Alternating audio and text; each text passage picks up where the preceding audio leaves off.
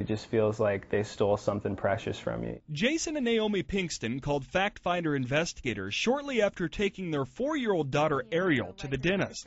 They say they knew right away something wasn't right. I feel like they took advantage of my daughter to make a profit. All you have to do is Google these guys, and you get page after page of horror stories. I mean, it felt like a nightmare. That nightmare, as Jason describes it, is a work Small Smiles performed on Ariel.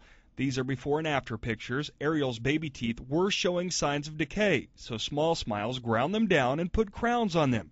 But the Pinkstons say their problems began before any work was performed. She didn't explain anything to me about, why it would be important to Ariel to have crowns, whether it would, if we didn't do it, what would happen, what our other options could possibly have been, what a crown was.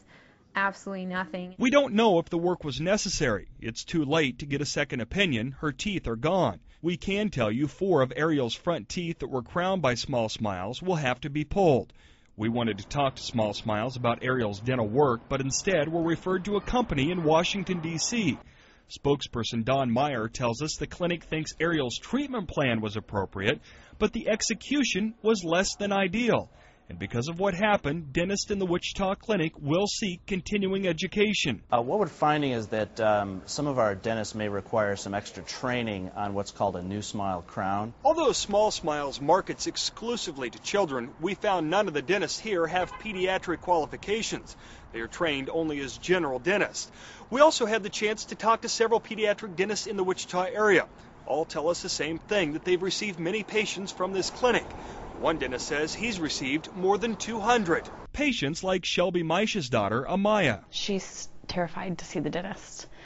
Still, every time we go, I have to really talk her into it, and she's scared to go in. Like the Pinkstons, Shelby doesn't feel her options were explained, and Small Smiles ended up pulling 6 of Amaya's teeth.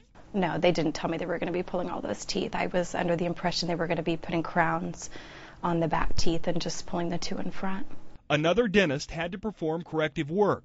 Then there is Stacy Luthi and her daughter Emma, who contacted us after learning we were working on the story. They informed me that they had a harness that they put the kids in that kind of restrains them, but they made it sound like that was like real routine, no big deal. Stacy wasn't allowed to be in the room with her daughter when they went to Small Smiles about 2 years ago. About, I'm going to say maybe 20, 30 minutes later, they came out. They said she had been throwing up. They brought her to me. She was screaming.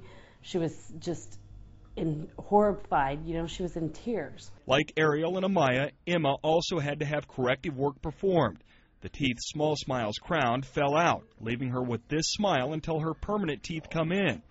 The parents say all 3 girls now have to be sedated to even visit the dentist. She'll never, ever be unafraid of a dentist in her life again, which alone is horrible because it's such an important thing to do. It's like an auto repair shop. You go in and they try and add a couple things to your bill that, maybe could be done, but it's not crucial.